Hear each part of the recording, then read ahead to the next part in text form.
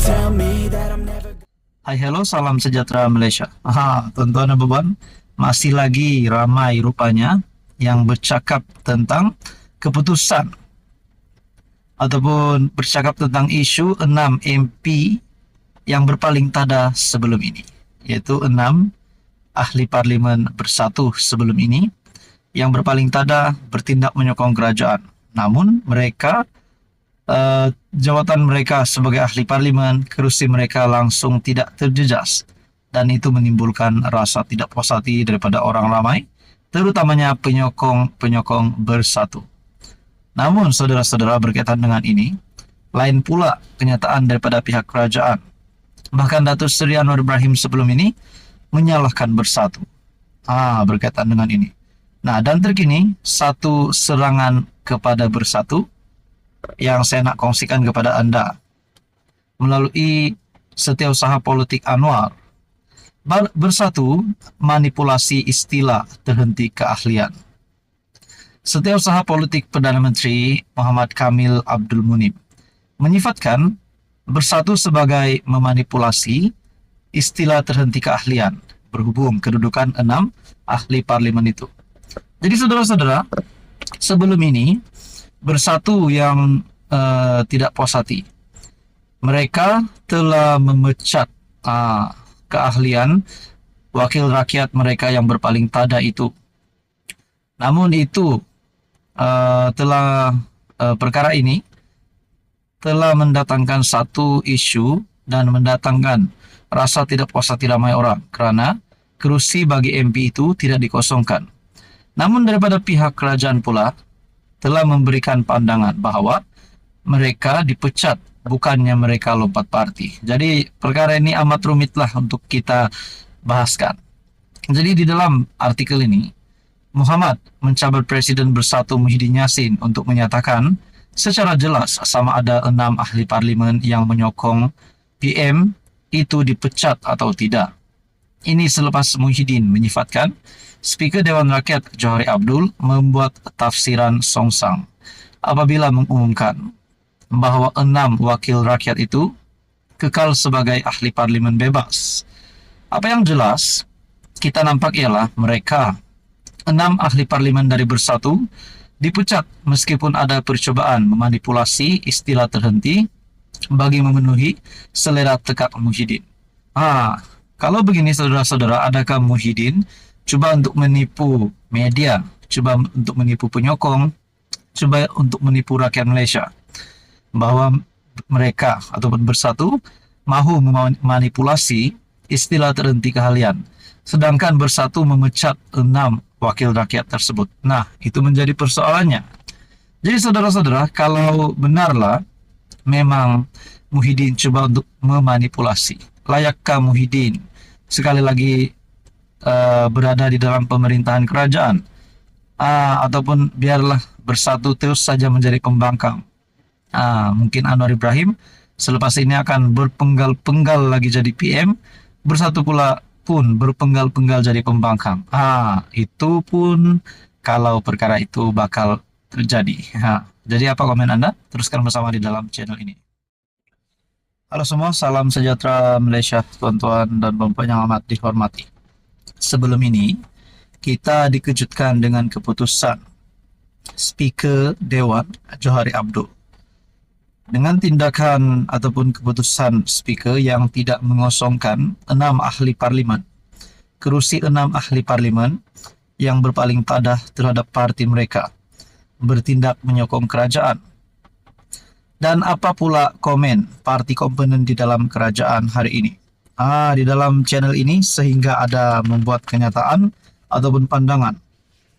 Parti daripada Sarawak, parti daripada Sabah ataupun Borneo akan tarik sokongan setelah tindakan daripada kerajaan ataupun tindakan daripada Speaker tidak mengosongkan kerusi 6 ahli parlimen tersebut.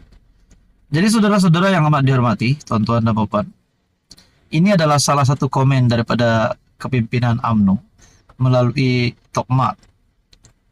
Akta anti lompat parti perlu lebih ketat menurut Mat Hassan.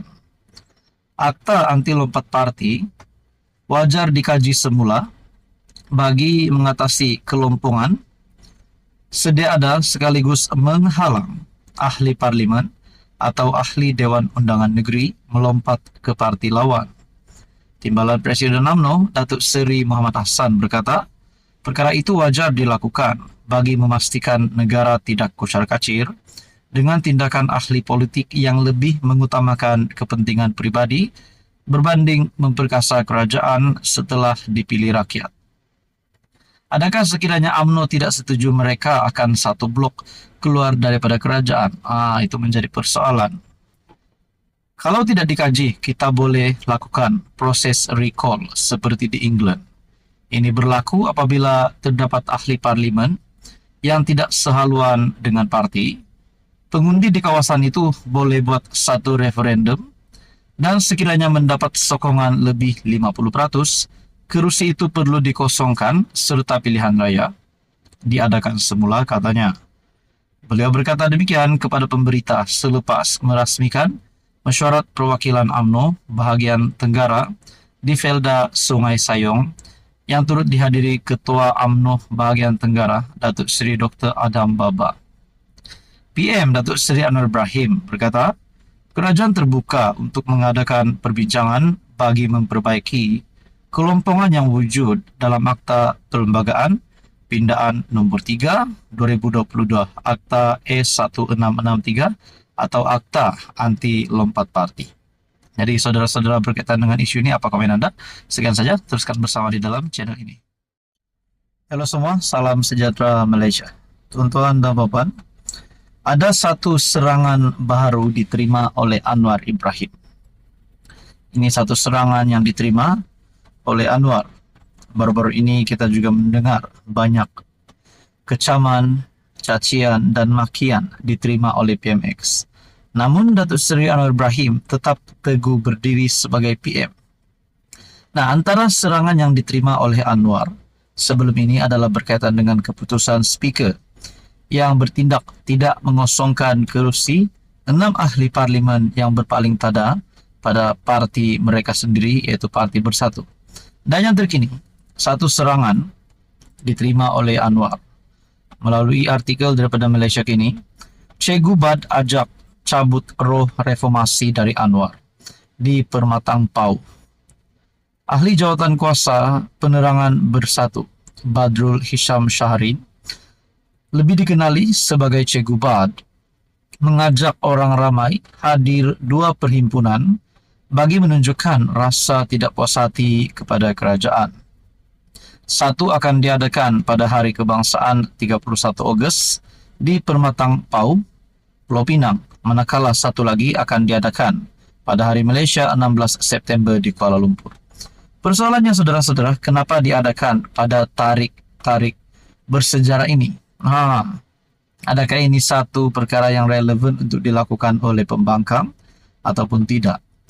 Bahkan sebelum ini perhimpunan anti Anwar yang diadakan, rasanya tidak ada apa-apa pun berlaku kepada PMX walaupun beliau diserang. Jadi sekiranya ada protes terhadap kerajaan hari ini, adakah ini satu cara yang relevan? Itu persoalannya. Dan kenapa nak cepat-cepat tukar Anwar Ibrahim? Kenapa nak cepat-cepat tukar kerajaan? Sedangkan kita dapat lihat Anwar Ibrahim berusaha sebagai Perdana Menteri.